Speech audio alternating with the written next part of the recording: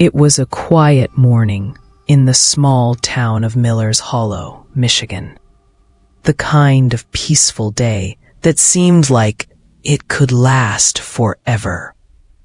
The kind of day where everything felt in its place, where the town was alive with the soft hum of daily routines. The sun was low in the sky, casting long shadows across the sleepy streets. There was no rush, no hurry. People walked down the streets with smiles. Kids played in the parks, and the aroma of freshly baked bread drifted from the bakery down the corner. It was one of those rare mornings when time itself seemed to stand still. The town, with its rustic charm and simple living, had always been one of those places people visited to escape the stress of city life. Miller's Hollow wasn't big by any means, but it had a sense of community that made everyone feel like family. Neighbors greeted each other as they passed by. The elderly sat on their porches, enjoying the breeze, and the sound of a distant lawnmower signaled that another quiet weekend was about to unfold. But underneath the calm, something was stirring. It was subtle, almost imperceptible at first, like a whisper on the wind. No one could put their finger on it, but a strange unease began to settle over the town in ways people couldn't explain. Still, life moved on. The town's residents went about their day, blissfully unaware of the dark twist fate was about to thrust upon them. The first sign that something was amiss came that very night, finishing up a few things in his fields before calling it a night. Mr. Harris had always been a hard worker, known throughout the town for his diligent care of the land. He was a quiet man, one who kept to himself mostly, except for the occasional chat with the local grocer or town council. His farm was one of the oldest in Miller's Hollow, and the land had been in his family for generations. As he made his way through the furrows of his land, a sharp, cold wind began. Mr. Harris's heart began to race. He checked the surrounding areas, walking around the fence line and scanning the horizon. The fields stretched out before him, bathed in moonlight, and there was no sign of his livestock. It was as if they had vanished into thin air. Then he noticed something else. The ground, the very earth beneath his boots, felt wrong. Cold, too cold. The chill seeped through his boots and into his skin, like the ground itself had become frozen. He crouched down, running his fingers through the soil, but it was more than just the temperature. There was a strange, damp, almost metallic smell in the air. Something earthy, but not in the usual way. Something that set his nerves on edge. Must be the weather, he muttered to himself, standing up quickly and brushing the dirt from his hands. He had heard rumors before, old stories from the town's elders about strange happenings in the area, about buried things that should have stayed buried. He had never put much stock in them, dismissing them as superstition. But tonight, in the dead of night, standing in the... He decided it was best to head back to the house, maybe check the locks on the barn and call it a night. But as he turned to leave, he couldn't shake the feeling that something was following him, just beyond his sight. He glanced over his shoulder, but saw nothing. The wind howled louder, and the dark, barren fields stretched on, seemingly endless. The next morning, word spread quickly. It was just after sunrise when Mrs. Ferguson, the postmaster, came rushing into the diner, her face pale, her hands trembling as she held a newspaper. "They're gone," she said, her voice cracking. "They're all gone." It wasn't just Mr. Harris's farm. Other farmers in the area were reporting the same thing. Animals missing without a trace. People thought it was just an isolated incident, something that could be explained away. Perhaps a wild animal, or some mischievous teenagers playing pranks. But then, the strange noises began. Groans. It wasn't until 2 days later that the real horror began. And by then, it was far too late to stop what had already been set into motion. The town of Miller's Hollow, once a peaceful place, was about to face its worst nightmare. A nightmare that no one was prepared for. No one ever could have been. It all started quietly, almost imperceptibly. A few people here and there, vanishing without explanation. At first, no one really thought much of it. Missing persons were nothing new in small towns. People wandered off sometimes, got lost in the woods, or ran away from home. After all, the world wasn't a perfect place, and things like that happened. But what started as a few odd disappearances soon became something much darker, something that couldn't be ignored. It began with a local man, Greg. He was a friendly guy, one of the regulars at the town diner. One evening, he didn't return home after his usual walk in the woods. His wife, Carla, waited for hours before growing frantic. The next morning, she told a few neighbors, but no one seemed too worried at first. People thought he might have gotten disoriented in the woods, or maybe he had a drink too many at the bar. They expected him to show up soon, perhaps with a sheepish grin and some excuse about getting lost. But he didn't come home. Days passed, and the town's concern began to grow. Carla didn't give up.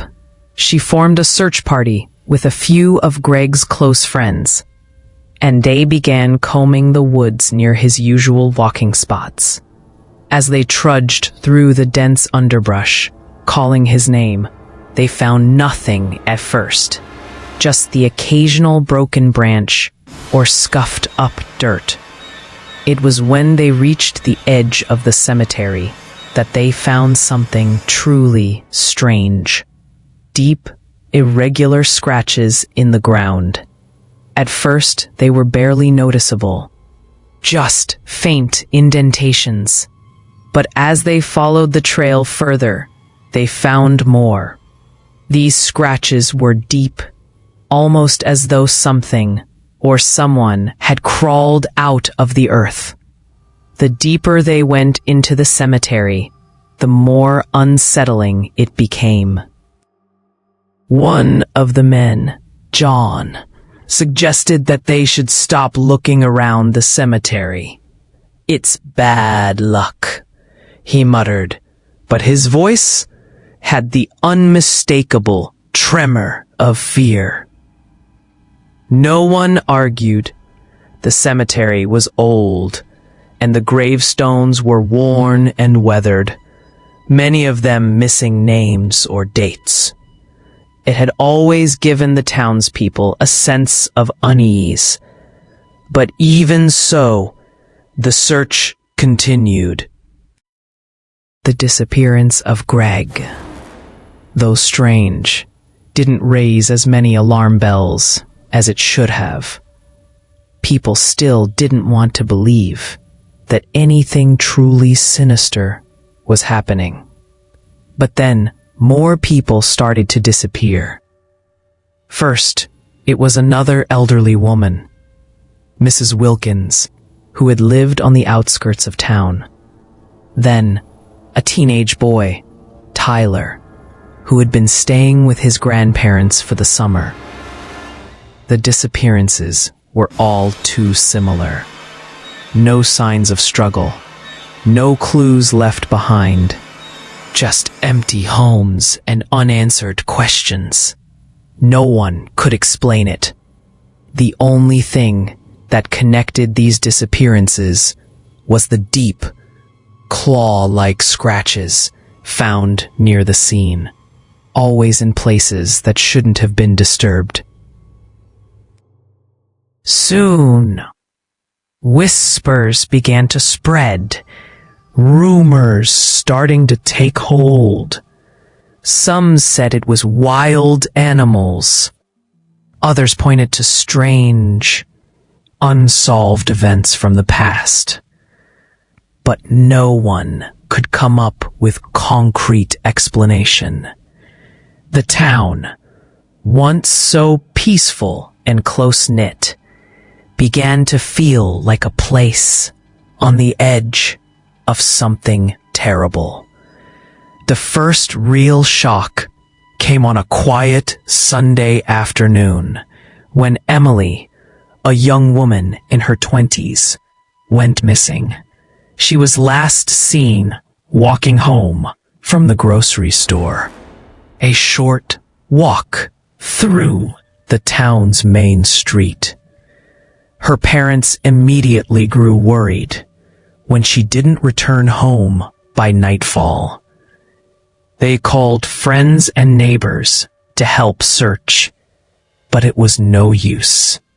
Emily was gone. By now, the town was starting to feel the weight of the fear that had been creeping into their lives for weeks. But no one was prepared for what came next. The following morning, Emily's body was found in the woods near the cemetery, the same spot where Greg had disappeared. The news spread quickly, and soon, a small group of people stood around Emily's lifeless body, their faces pale with horror. They had expected to find her, alive or dead, but not like this. Her skin was pale, almost waxen, as if all the life had been drained out of her. She was stiff, unnaturally so, and the deep bruises around her neck and arms made it clear that something violent had happened. But what was most disturbing of all was her face. There was no sign. Then her eyes opened. At first, there was no recognition in them. No sign of the girl they had known. Her eyes were empty, black pools of lifelessness. And then the strangest thing happened. She moved. Slowly at first, her stiff body jerking as though it had forgotten how to move. A low, guttural moan escaped her lips, as if she were trying to speak, but the sound was wrong, like something had died within her. The group of onlookers stood frozen, unable to react. And then it happened. With a sudden, terrifying motion, Emily lunged at them, her teeth bared, snapping and grinding together with the force of an animal gone mad. She moved too fast for any of them to react, too fast for any human to move. The scream that came from her mouth wasn't a cry for help. It was a guttural. She attacked, her hands outstretched, fingers curling like claws as she reached for the nearest person. The man, John, tried to back away, but Emily was faster. She grabbed his arm and sank her teeth into his flesh. He screamed, but the sound was quickly drowned out by the horrific sound of her tearing into his skin. It didn't take long before the others reacted. Panic set in, and the group scattered, running for their lives. But it was too late. Emily had already attacked, and her twisted, broken form was like a magnet for the others. As she tore into John, they heard more growls, more shuffling, more moans, more bodies. People who had once been loved ones, neighbors, friends, began to rise from the woods, staggering toward the group. The truth was clear now. Too clear. The dead were walking. The town of Miller's Hollow had no idea what kind of nightmare they had just stepped into. But in that moment, as the last few survivors ran toward town, one horrifying thought took hold of them all. This wasn't just a strange occurrence. This was the beginning of something much, much worse. The town was no longer safe. It wasn't just a few missing people anymore. It was the dead rising, and they would stop at nothing to claim more victims. As the sun dipped below the horizon and night began to fall, the air in Miller's Hollow seemed to thicken with an unspoken dread. It wasn't just the fear of the unknown. It was a sense of inevitability. The events that had unfolded over the past days, Greg's disappearance, the strange scratches found in the ground, the body of Emily rising from the dead, had shaken the town to its core. But no one was prepared for what was about to happen next.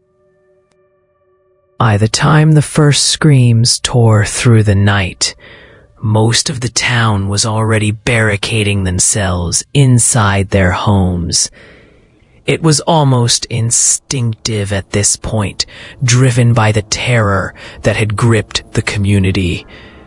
People nailed boards to their windows, locked their doors, and huddled together in the darkness, trying to avoid making a sound. The streets, once filled with the sound of children laughing and neighbors chatting, were now eerily silent. That was until the sounds of shuffling feet and guttural moans began to echo in the distance. It was like the ground itself was shaking, trembling under the weight of something that should never have been disturbed.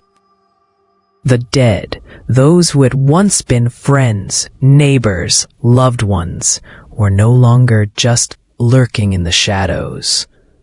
They were rising. They were coming. And they were hungry. The streets that had once been peaceful and familiar were now home to nightmares. The first few bodies that had reanimated were disoriented, stumbling aimlessly, their eyes vacant, their movements jerky. But it didn't take long for them to grow more coordinated, more aggressive.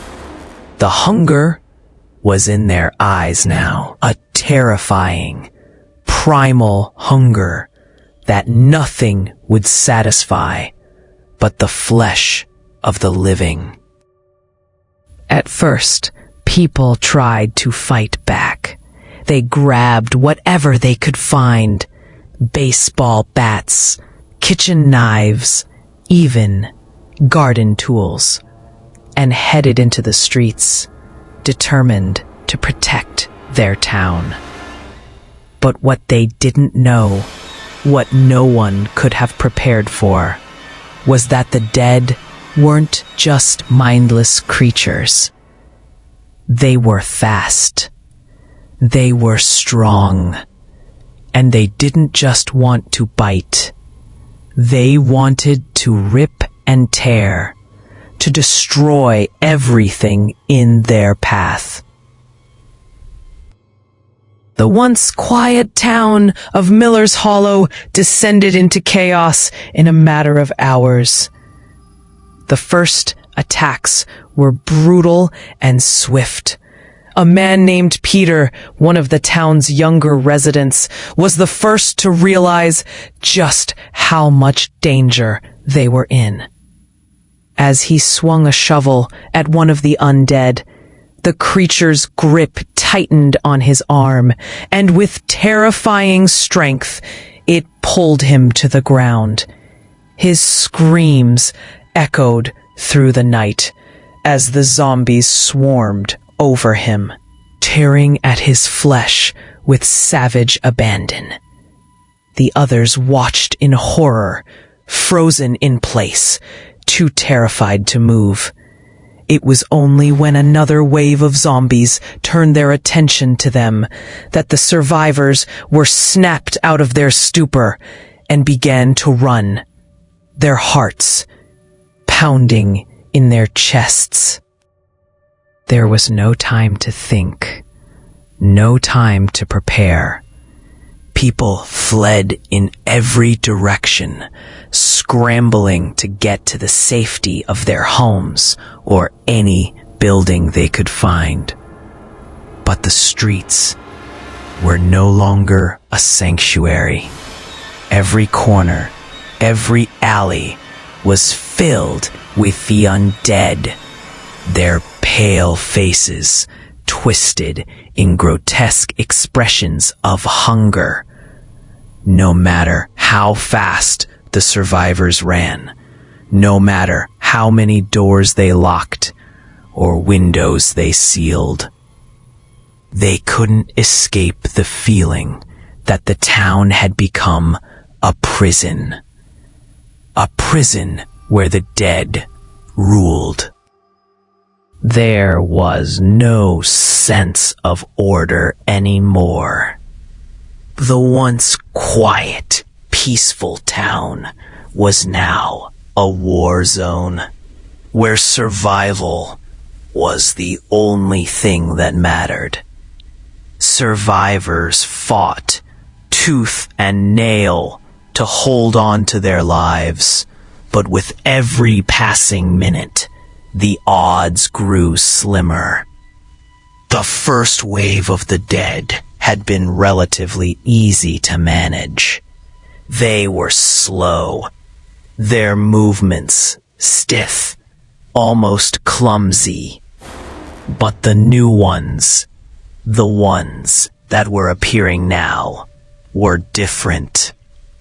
They moved with a terrifying speed and precision, hunting down their prey with a ferocity that was both shocking and horrifying. It was as if something inside the dead had been awakened, some primal instinct that drove them to hunt, to kill, to devour. In the heart of Miller's Hollow, the once bustling town square had become a battlefield. The sounds of the undead were everywhere, groaning, growling, the sickening squelch of tearing flesh. The air was thick with the smell of blood and death, and it was impossible to tell where the screams of the living ended and the moans of the dead began. People barricaded themselves inside shops, houses, churches, anything that could offer some protection. But there was no true safety. The undead didn't care about walls or doors. They didn't care about the fragile walls of civilization. They tore through everything, breaking down doors, smashing windows, dragging the living out into the street. And it wasn't just the townspeople that were in danger. The entire town was now cut off from the outside world. The radio crackled to life. Once or twice. But there was no help coming. The government wasn't sending reinforcements. The military wasn't rushing in to save the day. Miller's Hollow was alone, completely alone. The survivors began to realize that this wasn't just some localized outbreak. This was bigger than them, bigger than their town. No one knew how far the infection had spread. No one knew if the rest of the world was even still standing. As the days passed, it became clear that the dead weren't just random victims. They were everywhere, in the fields, in the woods, even in the very heart of the town. And the survivors? They were few and far between. They couldn't afford to stay in one place for too long. Every moment was spent moving, hiding, fighting. Every night became a battle to stay alive. And the worst part, the dead weren't just slow-moving corpses anymore. They were fast. Too fast. They were relentless, tracking down every living soul they could find. The survivors quickly realized that it wasn't just about escaping the dead. It was about outlasting them. With each passing hour, the survivors grew more desperate. They knew that if they didn't find a way out of Miller's Hollow soon, they would all become just another part of the growing horde. And so they made plans to leave, to escape the town that had once been their home.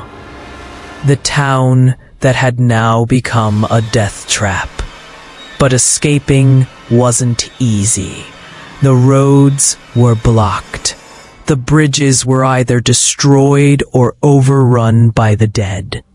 And with each passing hour, the undead grew in number. They were no longer the slow, shuffling creatures they had once been.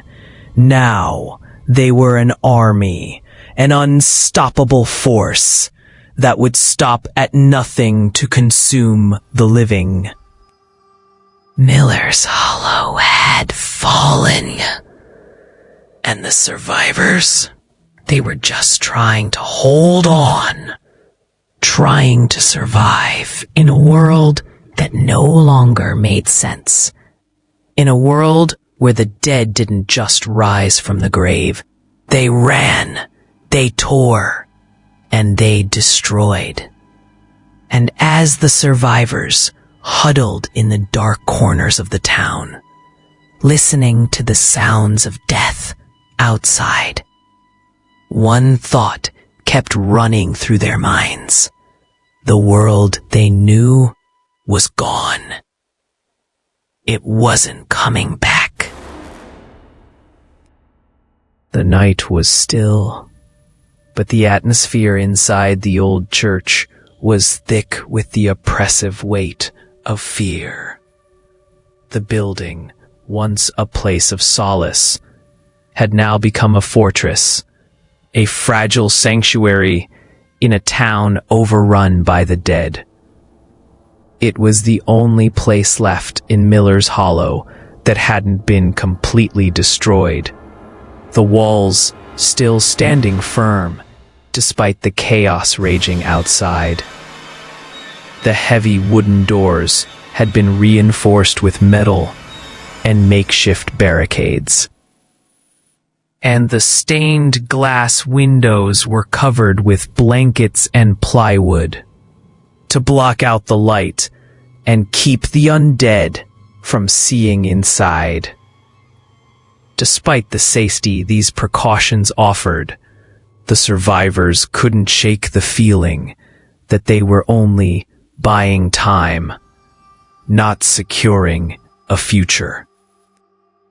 Inside, the air was damp and cold. The smell of mildew mixed with the staleness of human sweat. There was no electricity, no running water, and food had become a distant memory. The small group of survivors, no more than 10 in total, huddled together in the center of the church, their faces gaunt and pale from days without proper sustenance. The only light came from the flickering flames of candles and the occasional flashlight. They were running on fumes, both physically and mentally. The days blurred together.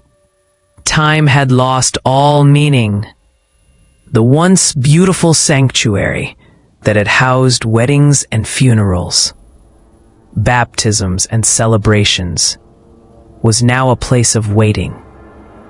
Waiting for an end that they could neither see nor predict. The survivors sat on the pews, some silently staring at the floor, others pacing in tight, anxious circles. There were no real conversations anymore. What was there left to say? What hope was there in a world where the dead walked and the living were slowly being picked off, one by one? John, the self-appointed leader of the group, had tried to keep things organized at first. He had made lists, things they needed to survive, tasks that had to be done, plans that they could follow. But it all felt useless now. Supplies were running low, and with no way to get out of town, every day felt like a battle against time. The hunger was the worst part. Their stomachs growled constantly, gnawing at them, reminding them how little they had left. It wasn't long before they realized they had to ration everything. 1 can of beans for 5 people. A small sip of water every few hours. But even that wasn't enough. The body could only go so long without proper nutrition. Tensions began to rise, and the once cohesive group started to fracture. People who had been friends, neighbors, even family, now eyed each other with suspicion. The fear of what the future held was enough to turn the kindest souls into enemies. It was as if the walls of the church were closing in, not from the outside world, but from within. Trust was a luxury no one could afford anymore. Sarah, one of the youngest survivors, had been one of the most optimistic when they first barricaded themselves inside the church.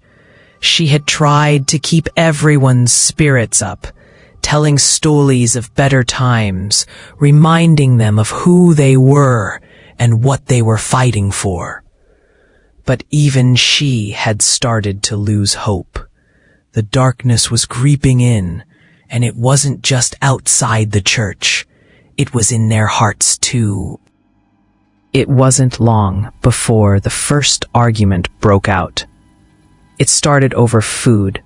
Who would get the last of the canned peaches? But it quickly spiraled into something uglier. Sarah and Laura, another survivor, had been close friends before all of this. But now they were at each other's throats, their voices sharp with frustration and fear. John had to intervene, but even he could see that the group was beginning to splinter. It wasn't just the hunger or the exhaustion that was doing it. It was the uncertainty, the complete lack of control. They were all waiting for something, either for the undead to finally break through the barricades, or for rescue that would never come. And as days passed, the hunger for food became the hunger for answers. What were they really waiting for? At night, it was even worse. The church, which had once echoed with the sounds of hymns and prayers, was now filled with the low moans and growls of the undead, echoing from the woods that surrounded the church. The sound was constant, a haunting reminder that there was no escape. The zombies shuffled through the woods, their broken bodies dragging behind them, their minds consumed by an insatiable hunger for flesh. The survivors could hear them moving just beyond the trees. Close enough to make their hearts race with terror, but far enough away that they were still safe for now. But every night, the sound seemed to get closer. The zombies weren't just wandering now. They were searching for anything living. The survivors could only listen, their hearts pounding as the moans and growls grew louder. The occasional shriek cutting through the air like a warning. Each night they huddled together, keeping as quiet as possible, barely daring to breathe. They knew that if the zombies heard them, if they knew they were inside that church, they would break in. They would tear them apart, piece by piece. It wasn't long before the nights started to take a toll on everyone's mental state. The lack of sleep, the constant fear, the uncertainty. It was all too much. People began to lose touch with reality. Some started to talk to themselves, muttering about things only they could understand. Others simply stared blankly into space, their minds lost to the horrors of what they had experienced. But for Sarah, it was the sounds of the undead that haunted her most. It was like a constant reminder that they weren't safe, that the world they had once known was gone, and each night the sounds of the zombies grew louder, closer. One night, as the group sat in silence, Sarah heard something that made her blood run cold. A scream, sharp, terrified, and unmistakably human, rang out from the woods. It was the kind of scream that no one could ignore, the kind that made the hair on the back of your neck stand up. The survivors jumped to their feet, but no one dared move toward the sound. It was too dangerous. No one could go out there. It was a trap. But as the scream echoed through the woods, it was clear that whoever was out there, whoever was still alive, wasn't going to make it. They could do nothing but wait, holding their breath as the screams faded into the night. The fear was palpable. It was only a matter of time before the undead found their way to the church. And when they did, there would be nowhere left to run. Days continued to pass in the same endless cycle of hunger, fear, and uncertainty. The survivors had no way of knowing how much longer they could hold out. The undead were relentless, their hunger never satisfied. And inside the church, the survivors were fighting a different kind of battle. A battle against each other, against the fear that threatened to consume them all. It became clear that their chances of surviving weren't just about how long they could hold out in the church, or how many cans of beans they had left. It was about something deeper, a fight for their sanity, their humanity. And as they sat in the shadows, listening to the sounds of the world falling apart around them, they all knew one thing. They couldn't stay in the church forever.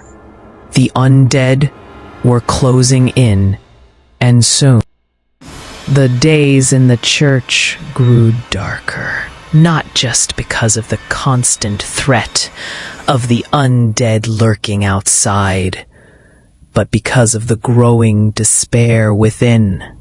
Sarah had watched as the survivors' hope dwindled with every passing hour.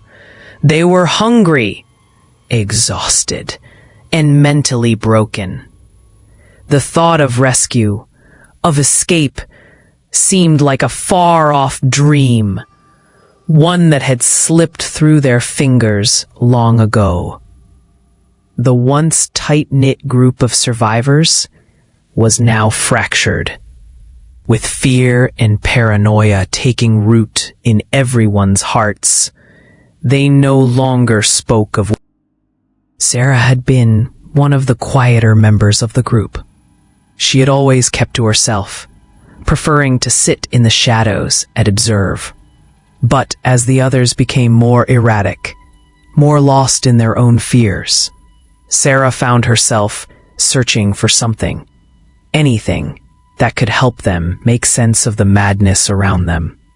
She needed answers. She needed to understand why this was happening. The world they knew was gone, and in its place was a nightmare that made no sense. She had to know why the dead were walking, why the curse had come for Miller's Hollow. It was during one of her rare moments of solitude that Sarah made the discovery. She had been in the church basement, rummaging through old boxes, looking for something useful, when she found it. A dusty, leather-bound journal. Its pages yellowed with age and its cover cracked with time. The journal was heavy in her hands, the leather worn, but still intact. Sarah carefully opened it, and as she began to read, she realized that this wasn't just any journal. This was the journal of Thomas Miller, the founder of the town. The journal was filled with strange, disjointed writings. But as Sarah read deeper, the chilling truth began to reveal itself. The town of Miller's Hollow, she learned, had been built on cursed land. A place steeped in ancient history and forgotten rituals. The founder, Thomas Miller, had been more than just a settler. He had been a man of ambition, a man who had sought to build a town that would stand the test of time. But in his quest for power and prosperity, he had made a fatal mistake, a mistake that would haunt the town for centuries. According to the journal, when the settlers arrived in Miller's Hollow, they found a place that seemed perfect for building a community. The land was fertile, the water was abundant, and the forests surrounding the town were rich with resources. But what they didn't know was that the land they had chosen was already claimed by something ancient, something far older than anything the settlers had encountered. Beneath the earth lay an old graveyard, the final resting place of a long forgotten people. These were not just ordinary graves, but the graves of a people who had once worshipped dark forces, who had made pacts with something that should never have been disturbed. Thomas Miller and his fellow settlers, eager to build their new life, decided to build the town on top of the graveyard. They didn't understand the significance of the land they had chosen. To them, it was just a plot of land, a piece of the earth they could claim as their own. But the land was cursed. The souls of those buried beneath it were not at rest. And when the settlers disturbed their graves, they unknowingly awakened something dark and dangerous. The journal detailed an ancient ritual performed by Thomas Miller and the town's founders, an attempt to appease the restless spirits and ensure the prosperity of the town. The ritual was meant to bind the spirits to the land, to keep them at bay. But something went terribly wrong. The ritual didn't just seal the spirits away, it unleashed them. The dead, who should have remained in their graves, were awakened. And now, centuries later, their hunger had returned. As Sarah read further, she found a passage that sent chills down her spine. It was a warning from Thomas Miller himself, written in his own hand. The dead will rise. They will not stop. They hunger for the living, and they will not rest until they have consumed all that breathes. The curse has been set in motion, and it cannot be undone. No one is safe. The land will claim them all. Sarah's hands shook as she turned the page, but the journal was near its end. The final words were a cryptic plea for someone, anyone, to stop what had been started.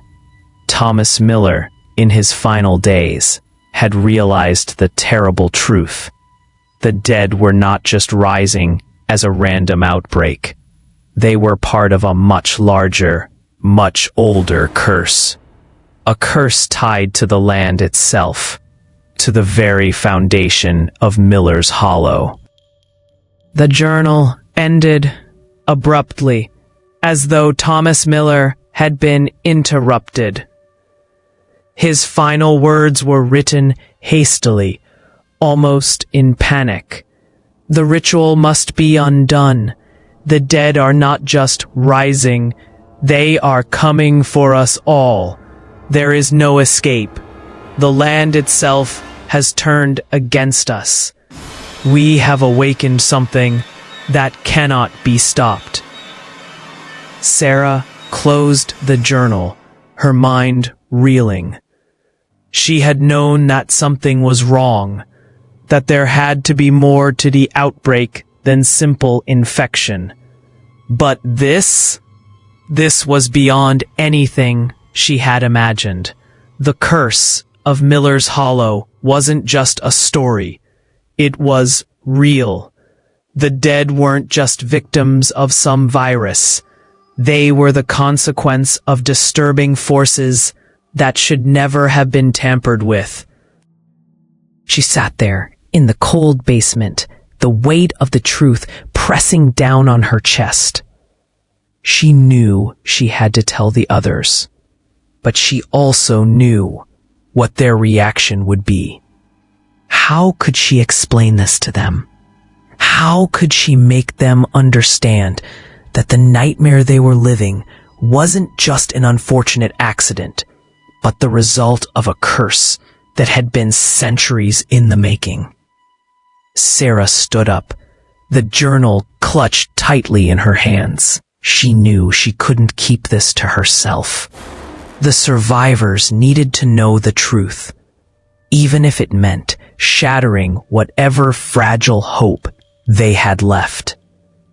But she also realized that this knowledge came with its own terrible burden. What good was the truth if it couldn't save them? What could they possibly do now that they knew the curse was the reason the dead had come back?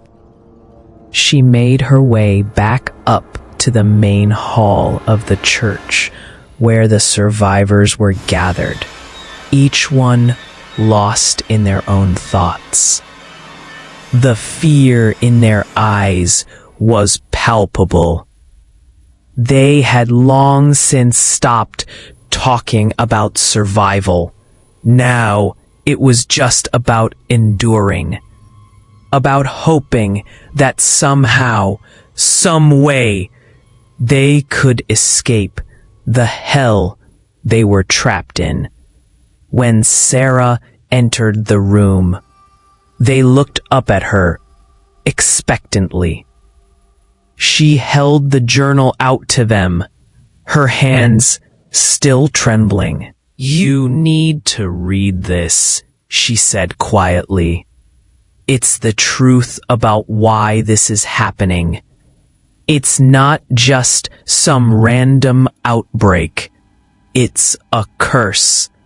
Miller's Hollow was built on cursed land, and we disturbed something that's been waiting for centuries." For a moment, There was silence. No one moved. No one spoke. The weight of her words settled in the room, heavy and suffocating. Finally, John, the de facto leader of the group, took the journal from her hands. He opened it carefully, as if the fragile pages might fall apart at any moment. As he read, the others gathered around him, their eyes wide with disbelief. The truth had been revealed. But now, the question remained. What could they do about it? The dead were already here, and the curse could not be undone. The town of Miller's Hollow had been doomed the moment its founders had crossed a line that should never have been crossed. Now, the survivors were left to face the consequences. They were trapped in a town that had been cursed long before they were ever born, and there was no way out. The dead had risen, and they would not stop. The survivors knew the time for hiding was over. Every passing day, every creak in the floorboards, or soft shuffle outside their barricaded church doors brought with it a new wave of dread.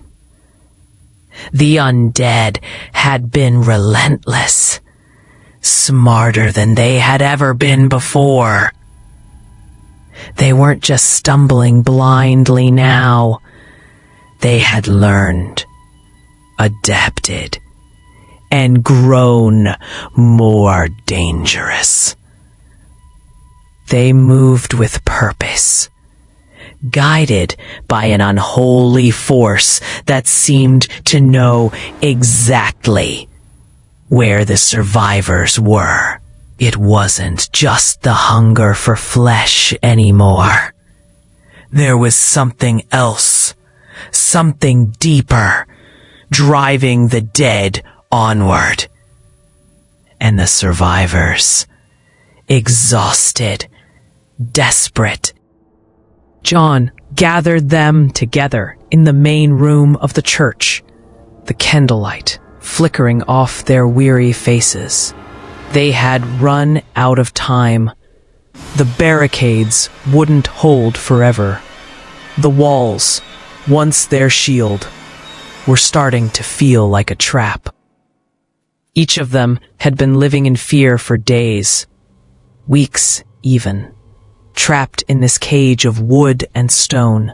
They were becoming the animals, the prey, and the dead were the hunters. "We need to end this," John said, his voice hoarse but determined. "We can't just keep hiding. We'll die in here if we don't do something." His words hung in the air, heavy with the truth. No one spoke at first. They all knew it. But how could they fight something so far beyond their control? The town was lost. They were outnumbered, underarmed, and desperate.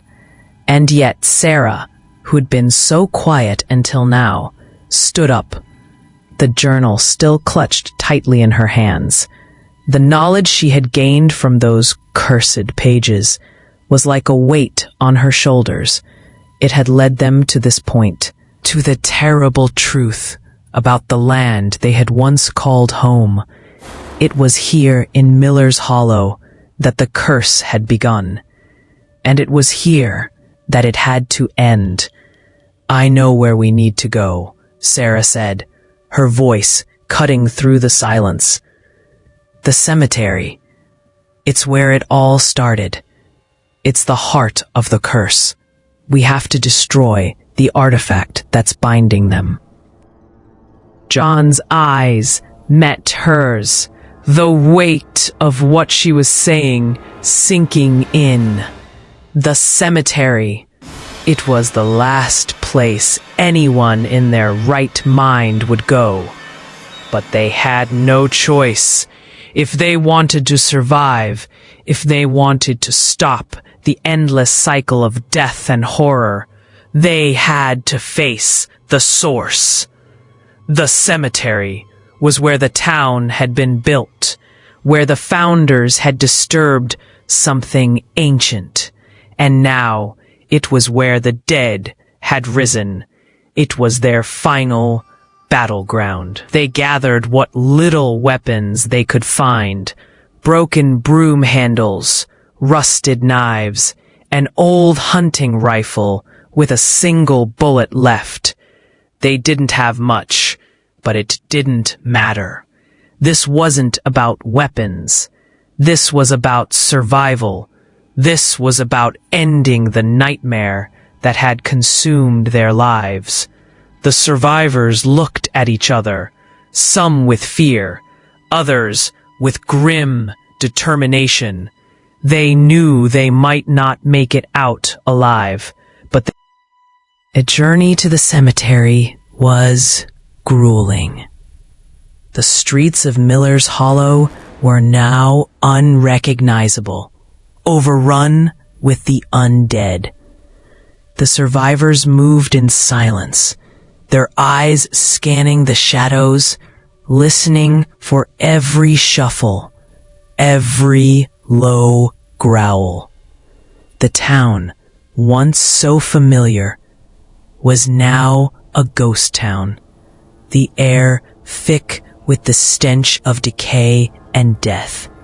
They crept through alleyways, keeping to the darkness, praying they wouldn't be seen.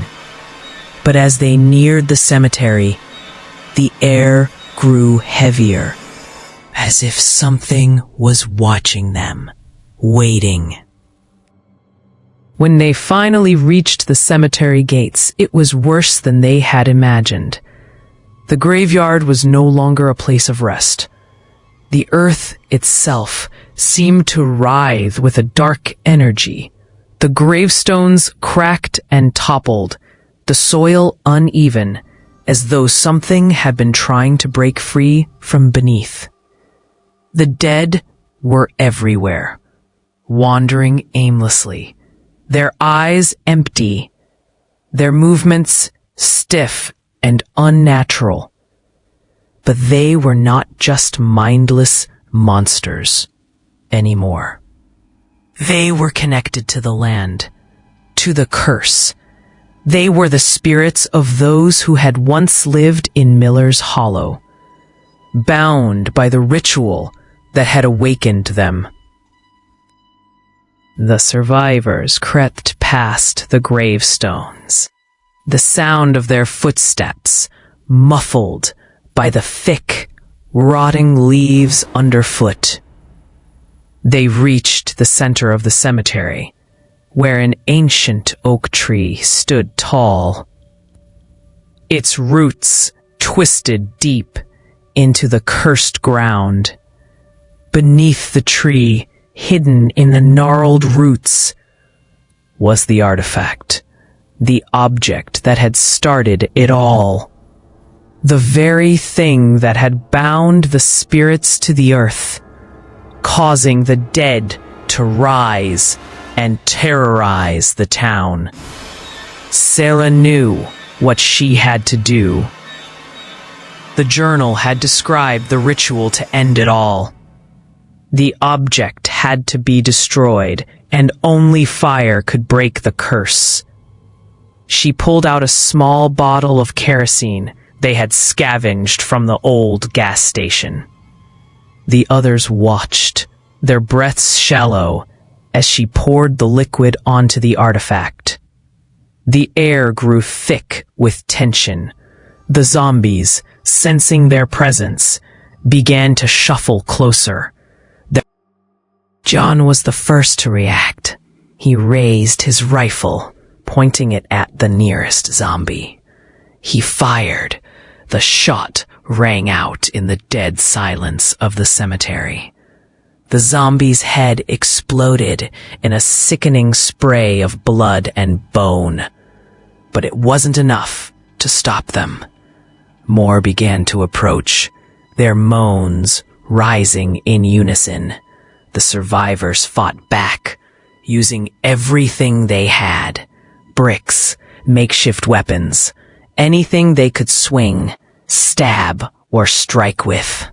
But it was clear they weren't going to hold the line for much longer. Sarah, her hands shaking, struck the match. As the flames caught the dry wood of the artifact, a violent shockwave seemed to ripple through the earth. The undead screamed, their howls echoing through the cemetery as the ground trembled beneath their feet. Sarah felt a cold wind rush past her, and the flames of the fire began to grow higher, faster, until they consumed the artifact in a blaze so bright it seemed. The undead stumbled back, writhing in pain, as if the fire was tearing them apart from the inside out. And then, one by one, they fell. The moans stopped. The growls ceased. The cemetery grew silent again, the dead returning to the earth from which they had risen. But the battle had taken its toll. Many of the survivors didn't make it. John had been bitten. Laura had been dragged down by the zombies before she could even raise her weapon. The ground around them was littered with bodies, dead and living alike. Sarah stood, panting, her eyes wide with shock, as the last of the zombies fell to the ground. The fire still burned beneath the oak tree, but there was no joy in it. There was no victory to be had. They had won, but at a terrible cost. As the sun began to rise over the ruined town, Sarah looked out at the quiet cemetery. The flames of the fire had dimmed, but they had done what they came to do. Miller's Hollow was free, at least for now. The curse was broken, but the survivors knew the truth. The land had been scarred, and the dead could never truly be gone. They had been lucky this time, but deep beneath the earth, something still stirred. Something that would one day return. The survivors, those who remained, watched the sun rise over the wreckage of their town. The world they had known was gone, and there was no going back. But they had survived, and for now, that was enough. The curse of Miller's Hollow had been ended, but who could say for how long? The end. Or is it?